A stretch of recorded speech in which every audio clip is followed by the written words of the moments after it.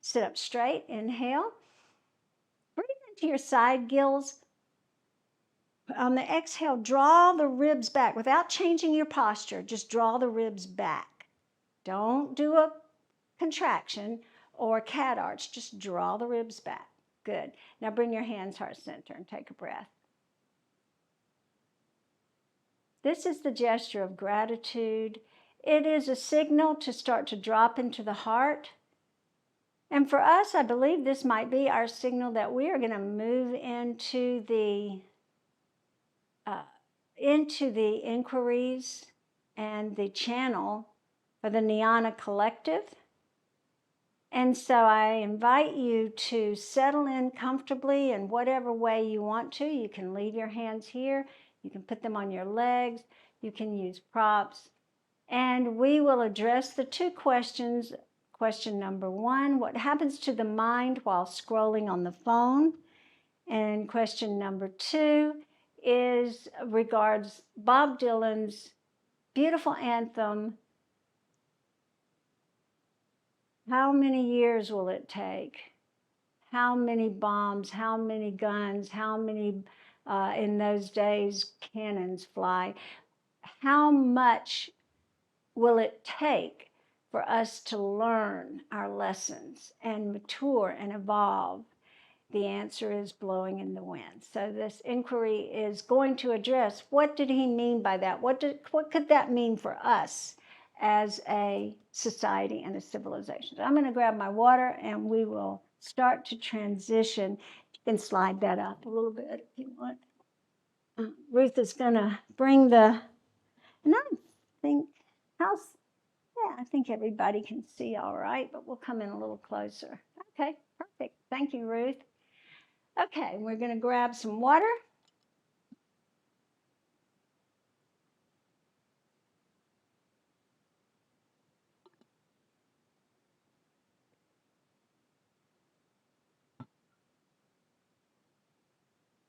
So I invite you now to just root into the present moment. Make a concerted effort here to observe the mind. As you continue breathing, to notice any mind objects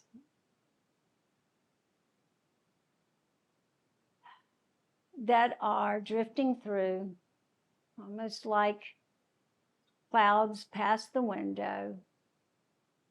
And just let them drift on by. It doesn't matter what the thought is, doesn't matter what the object is. Without condemnation, without praise, without judgment, just drift on through.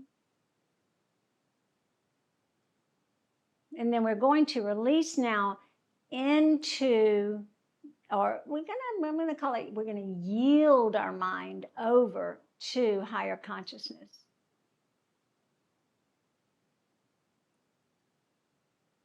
And open up into the gratitude of the heart. Begin to meld in communion. And we are the Nyana collective. And we channel through this vessel we know as Isa. And that name is a reference to the spirit of dance that was her gateway into this practice. And we are grateful to Ruth for being here and facilitating the different aspects of this filming. And we'll go ahead and address the first question. What happens to the mind as it is scrolling on the phone, the kind of going down the rabbit hole, if you will, as you're scrolling on the phone? Well, this is something that we have been working with this vessel on at her request, because it is such an addiction for humankind right now. And of course, as you may have heard and as you may have already understood, the cell phone can be a great tool.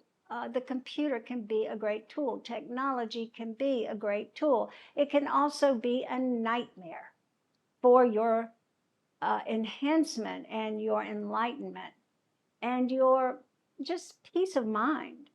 And so when you get caught in that scrolling, if it's something adorable or something disturbing or even something enlightening, um, you've got to discern what is right for me. Okay? So we tell this vessel, you don't need to go to other channels, come to us, right? And we want to tell you, you also have an entourage. You are most likely, if you're watching this, if you've stuck with it to this end, you are part of this collective. It is just simply a fifth dimensional frequency. It is not a closed group. So anyone that, any being, any consciousness on that frequency can weigh in. And it's not the whole of the being, it is that one fractal, if you will, of their frequency is tuning in because you are multidimensional. So when you go on your cell phone and you get caught up into that addictive dopamine hit and your hands have a mind of their own at that point, then what is happening to your consciousness is that it is narrowing. It doesn't matter so much. Now, of course, there are good tools, so we're going to just acknowledge that, but that is a different intention than just mindlessly killing time scrolling, and then this leads to this, leads to this. So what we want to say is, the question is, what happens to consciousness? What happens to consciousness when you're mindlessly scrolling on the cell phone is that you're bringing your consciousness down to a very basic frequency. And it is not very useful.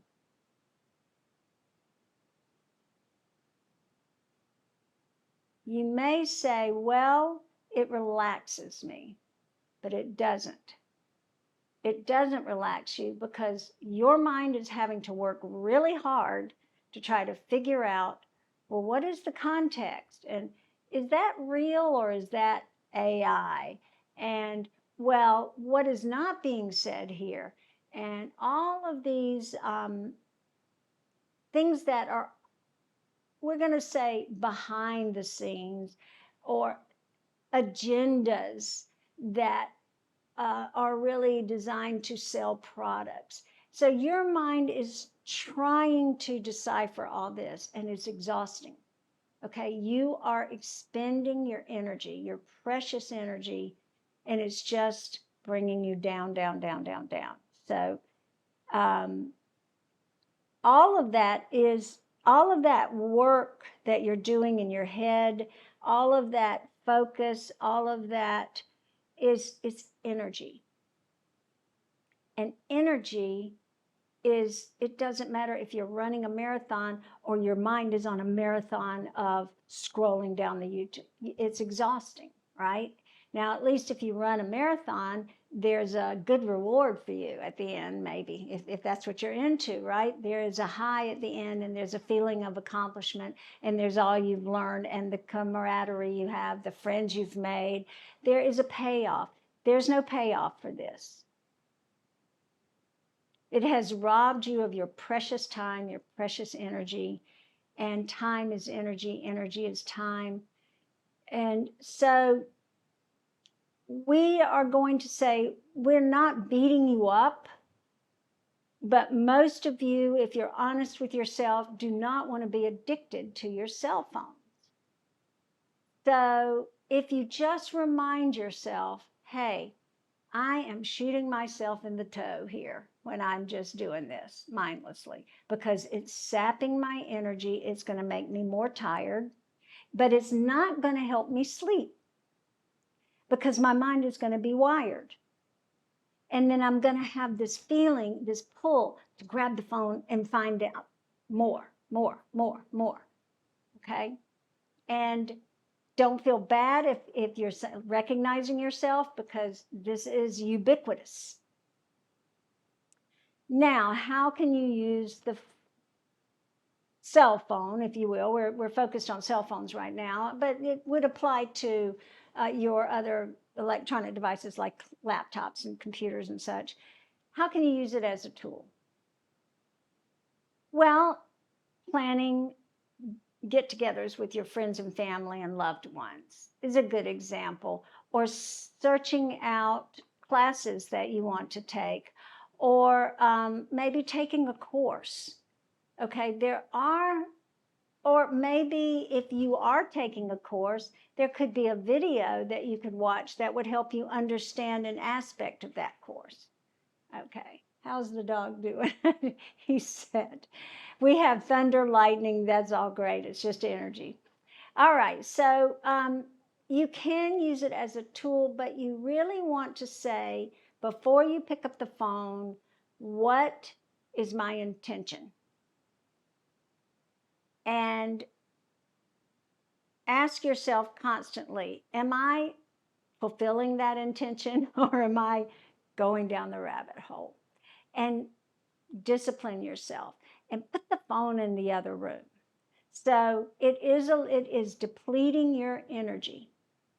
It's exhausting you, and it's wiring your mind, and not in a good way. Now, when you want to rise up and commune with your higher self and your guides and all the beautiful energy and angelic support you have, if you want to use that word, and we will be happy to use that word, your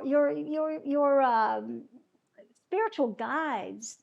Okay, now you've got an uphill climb to clear out the mind. Okay, you've cluttered it. So, as we told this vessel, it's like a bridge that has bottleneck traffic, uh, bumper to bumper, and it's causing the bridge to wear down, wear out, not be safe even. Okay, clear it out. And then you can reinforce your strength. You can reinforce that idea of standing strong on your legs. And now, if you have a YouTube channel like this one, and there are certainly prudent ways to make this this tool be one of the useful tools that you have in your toolbox, so you can utilize it with wisdom. Your guides can help with that.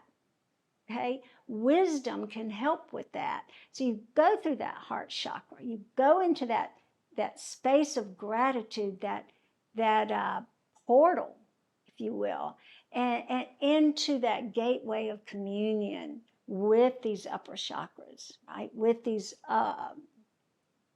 higher consciousness friends and family, we'll call them soulful beings that are your biggest cheerleaders and your best friends. Okay, we hope that helped, and we think it's time to move to the second inquiry. And the second inquiry, Ruth and Isa tried to bring this up in their private session, and we told them to wait and do it for public consumption, because we thought it was a really good question, and we think the answer would be of interest to many people. So the answer, my friend, is blowing in the wind. Okay, we do not have our lyric sheet in front of us to tell you all of the lyrics. We go through her vernacular and her vocabulary, and so we are a part of Isa. So we would have love for her to memorize the lyrics to the song. But we think most of you have heard it, and we think most of you understand that lament. What is it going to take for us to evolve as spiritual beings, as human beings? What is it going to take? The answer is it's the zeitgeist, it is the collective consciousness of both the human element and the spiritual element. It is we're going to call it the quantity and the quality of your ability to love. So the real answer is, what is it going to take? You already know the answer. Love. It's going to take love. Love is the answer. It's that simple. Okay? If it's not love, it isn't the answer. And you've never lived on a planet that gets this. But that is what this spiritual evolution, this consciousness raising, and this, what some people call this spiritual evolution, this ascension into higher frequencies, into more information, more understanding, more wisdom, more love, a more peaceful, and yes, a more technologically advanced, but with wisdom, technology is a wonderful thing. So this is where you're headed. And the time that it takes to get there is speeding up. Okay, we're not saying because this person is good and because this person is bad, or this and this. You know, if you're following any leader, be it a religious leader, a political leader, or a spiritual leader, or a leader in your family or your work leader, if they're not loving people, if they're not wise people, if they're not standing strongly on their own legs on behalf of the greater good, then don't give them power. That's not love. Give your power to love. There's no trick here. This is where you are. Now, you had to go through a lot of shuffling around, and you're continuing to shuffle around and sort through and discern what is loving and what is not. And it's not always clear because there's a lot of false information all over the place. Or there's just a lot of what we're going to call good intentions that are not quite guided. But there's also good intentions that are well guided. Okay, there are people who are seeking through the heart directly to what some call the Holy Spirit, or what some call the there's just so many words for it. Higher consciousness, God, love, goddess, the mysticism of the creation, whatever you want to call it, it's love. That's all it is. And love is creative. Love is binding. It never goes away. So it knits. And as it knits, it creates the new.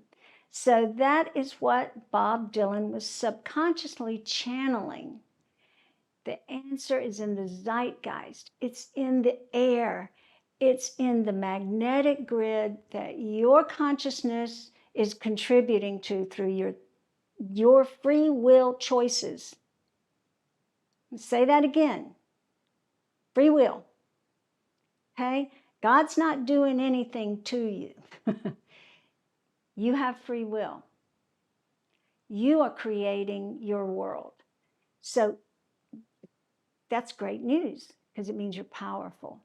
And it means you can access the exponentially powerful energy of love and quickly create a new earth paradigm, a new zeitgeist, something new and beautiful in the air.